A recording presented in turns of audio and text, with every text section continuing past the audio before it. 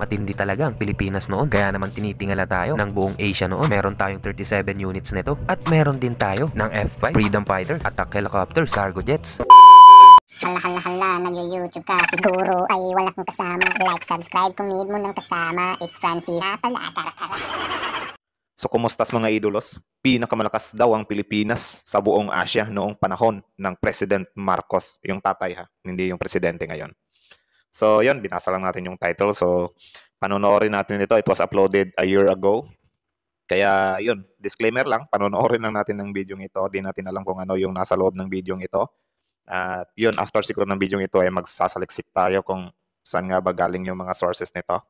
At kasi syempre, needed din natin na mag-upgrade na rin sa ating mga sandatahang lakas, di ba? Kasi alam nyo na, grabe na painit na ngayon ang mga nangyayari sa bansa. Like, kung hindi talaga mag-a-acquire o magpapalakas ang Pilipinas, tayo din ang kawawa pagdating ng panahon. Kaya naman, dapat talaga na magpalakas tayo, di ba? So, yun, panonoorin natin ito kung gaano nga ba kalakas ang Pilipinas noong panahon ng tatay ni President Marcos, ano? Same na silang president.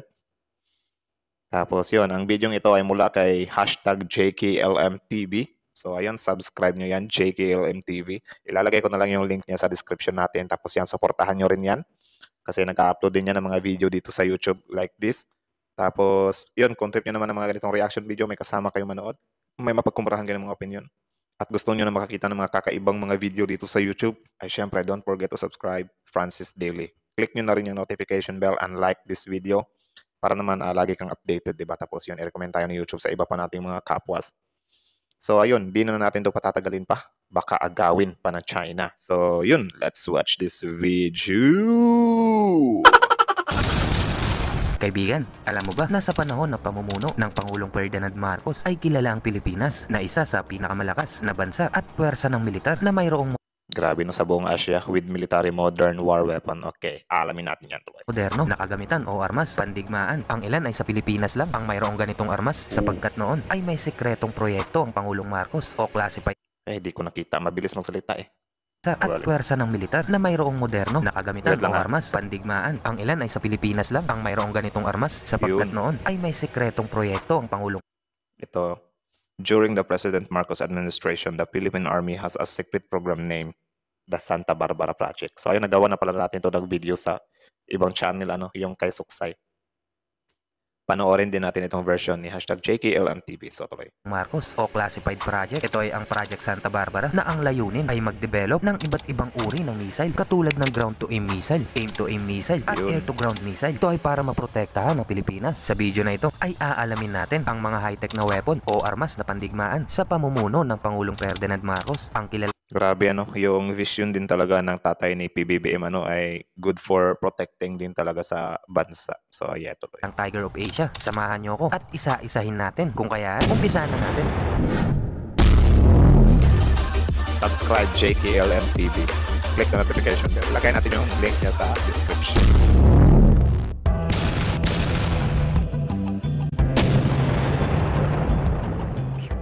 Kaibigan, alam nyo ba na ang Pilipinas noong panahon ni Pangulong Ferdinand Marcos, tayo ay may pinakamalakas na puwersa sa buong Asia at kayang-kaya nating makipagsabayan sa bansang Japan, China. Grabe no. Kasi hinahasa din kasi that time yung mga sundalo kasundaluhan. India, Indonesia at bansang Israel. Ang mga malakas na hukbo natin noon ay ang Philippine Navy, Philippine Air Force at Philippine Army. Kaya naman hindi tayo pwedeng mabuli ng ibang bansa noong panahon ng Pangulong Marcos.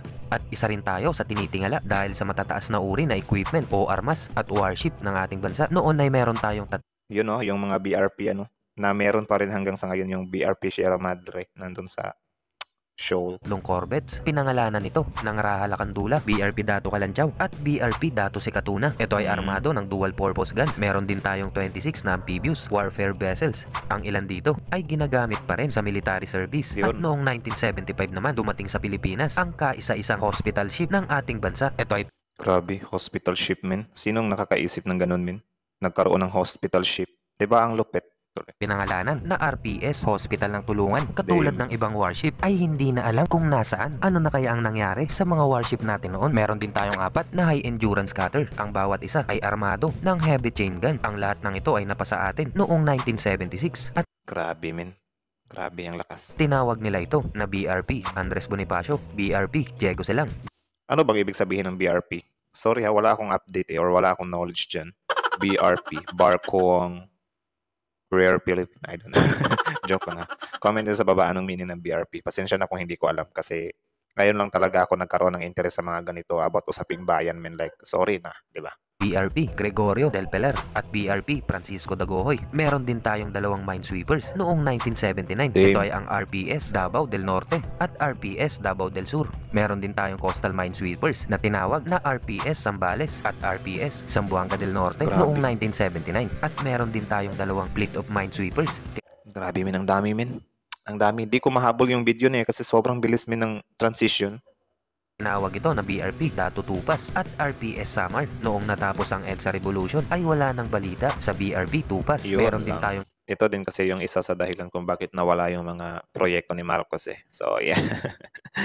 dalawa na submarine chasers. Ito ay tinawag na BRP Nueva Vizcaya at Yun. BRP Negros Oriental. Yun. Meron din tayong BRP Mactan. Ito ay isang supply ship. Alam nyo ba na ang Pilipinas ang kauna-unahan na nagkaroon ng missile sa Asia? At alam Grabe. Legit ba yun? Kauna-unahan nagkaroon ng missile? Damn. During the Marcos regime. Rehime. Oh, yan na lang. Rehime na lang. The Philippines acquired 35 units of VOTH F-8 Crusader in 1977. Talaga ba? nyo na rin ba na isang bansa sa Asia at 3 sa buong mundo ang unang nagkaroon ng F-8 Crusaders? Kabilang na dito ang USA, France at ang Pilipinas. Ang Yun. lupit, no? Matindi talaga ang Pilipinas noon. Kaya naman tinitingala tayo ng buong Asia noon. Meron tayong 37 units nito at meron din tayo ng F-5 Freedom Fighter, attack helicopters, cargo jets at marami pang iba sa Grabe, min. Ang dami, min. pamumuno ng Pangulong Marcos. At hindi lang yan, meron din tayong nagawang missile at tinawag nila itong Bongbong 1. Tinigil ang paggawa nito. Simula nung inalis siya sa pwesto, tayo ay nakagawa na noon. Samantalang ang China ay kasalukuyan pa rin bumubuo ng missile noon. Grabe, no? Mas advance na tayo sa China. Wala eh. Napalitan eh. Ay, sayang. Dito nga ay napatunayan natin na mahusay at matatalino ang mga Pilipino at kayang-kayang makagawa ng mga malalakas na armas. At kung Sobra. natuloy ang proyektong ito ay napakayaman na ng Pilipinas. Katulad ng bansang Russia at India, ang mga military noon ay may pinakamalakas na modern land force equipment sa buong Asia. Hindi rin natuloy ang magandang proyekto ang paggawa ng submarine sapagkat Grabe, min. Kasi yung Israel din ito din yung naging dahilan kung bakit umasenso ang bansa nila kasi sila na yung top na nagbebenta ng mga armas na, gagamitin pandigma, di ba? Ganun sana yun kung naituloy. magulo na ang gobyerno noon dahil dito ay nabasura ang proyekto at kung sakali man na natuloy ang paggawa nito malamang ay katulad na tayo ng bansang Russia, France at Sus. Sweden at kung natuloy ang mga proyektong ito ay hindi sana naagaw sa atin ang trono na may pinakamalakas na puwersa sa buong Asia. Sa itong patunay na ginamit sa tama ang buwis ng mga Pilipino sa dami ng proyekto na nagawa ng Pangulong Grabe. Marcos. Kaibigan, nagustuhan mo ba ang video na ito? Pindutin na ang subscribe button, patapik na rin ng bell button para updated po kayo sa mga bagong uploads po namin. So, ayun. Subscribe nyo yan, #JKLMTV. Ilalagay natin yung link niya sa description below. So, follow nyo yan. I recommend his channel. So, ayun, men. Grabe yun. Yun pala, no? Or ganun pala talaga kalakas yung Pilipinas dati. So, yun, adi pa natin yan na-fact check. Pero, yun, ano masasabi nyo dito sa video ito? Comment down below kung agree ba kayo or kung may knowledge na kayo about dito, comment down below kung gaano to ka-legit ng mga to. Kasi, wala pa akong time mag-research. Pasensya na po. Based lang din ito sa nakita natin sa YouTube. So, yeah. Comment down below kung ano yung masasabi niyo doon sa way of pagpapalakas ni dating Pangulong Marcos. Man, like, grabe, ang dami pala ng plano niya, no? Tapos tayo pa yung naging pinakamalakas sana sa Asia. Pero yun, naagaw na sa atin yung terono. Siguro kung biruin nyo yun, yung missile tayo yung una, tapos yung China yung China kakagawa pa lang. Siguro kung mas na-advance tayo, wala. Di siguro papalag sa atin yung China. Kaya lang naman nagkaroon ng lakas ng loob yung China yan eh, kasi yun nga, malalakas na sila. Kinakatakutan sila, especially sa pandigma nila, diba? Especially sa pandigma nila, diba? So, ayun kayo, comment down below kung ano yung masasabi nyo dito, At isa din ba kayo sa nanghinayang? Kung totoo man, isa din ba kayo sa nanghinayang sa pagkawala ng mga plano ni Marcos dahil lang sa katunggali or sa kaliwa or mga sa opposition? Comment down below. So, ayun. Hanggang dito na lang. Yeah.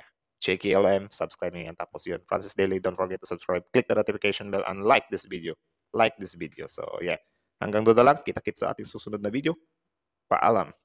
Francis Daily is out.